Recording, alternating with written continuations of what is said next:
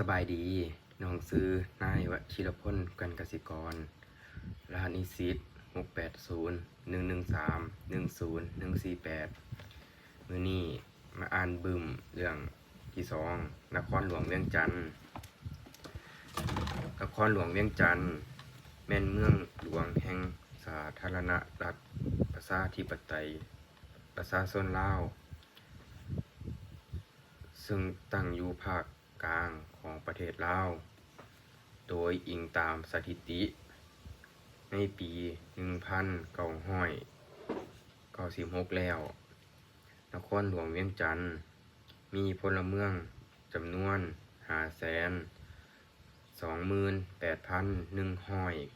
528,190 คนในแต่ละปีก็ได้มีพลเมืองเพิ่มขึ้น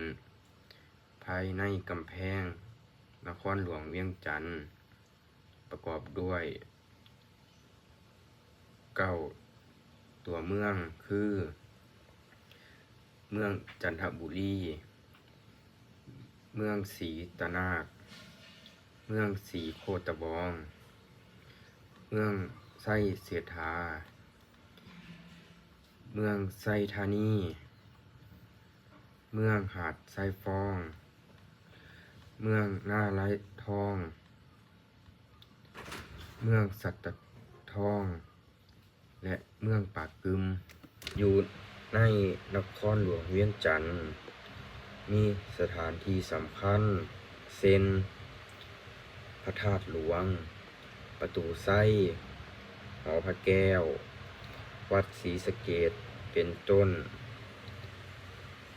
และมีตลาดห้านค้า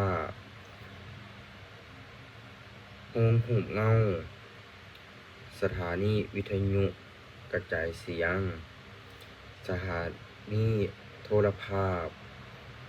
หอพิพิธภัณฑ์กระทรวงและสถานีทูต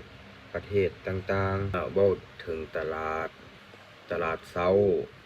เป็นตลาดที่ใหญ่กว่าหมู่ในบรรดาตลาดที่มีอยู่ในนครหลวงเวียงจันทน์มันมี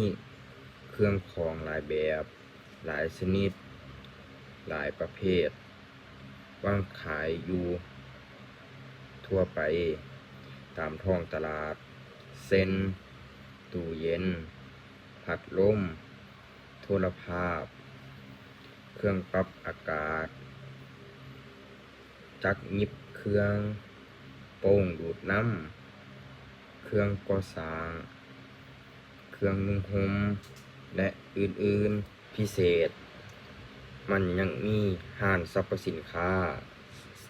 ซึ่งตั้งอยู่ใจกลางของตลาดเช้าอีกด้วยอยู่ในห้างแห่งนี้มีสินค้าหลายชนิดได้วางไว้อย่างเป็นระเบียบเรียบร้อยดีทั้งผู้ขายก็มีใบหน้าที่ยิ้มแย้มแจ่มใสคอยต้อนรับและบริการลูกค้าด้วยความเป็นกันเองฉะนั้นเมื่อเวลาเฮาย่างเลาะเข้าไปซื้อเครื่องก็จะเห็นสินค้าแต่ละประเภทวางเป็นหมวดเช่นเครื่องไฟฟ้าเครื่องเครื่องสำอางเครื่องนุ่งห่มเครื่องใช้ใน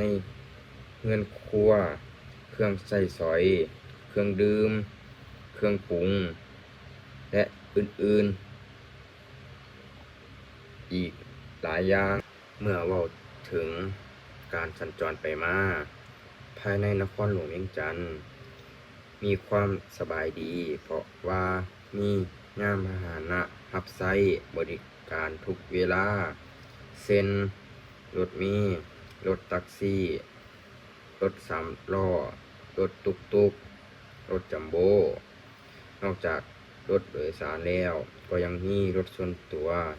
แล่นไปมาตามถนนหนทางต่างๆและทางบ่ขาดสายอันพิเศษนั้นแม่นต่อสภาพรถติดยังบ่ทันมีหลายเทื่อสามารถสัญจรไปมาได้อย่างสะดวกและทันเวลาดีสมควรดังนั้นจึงสมแล้วว่า นครหลวงเวียงจันทน์เป็นเมืองเอกของประเทศลาว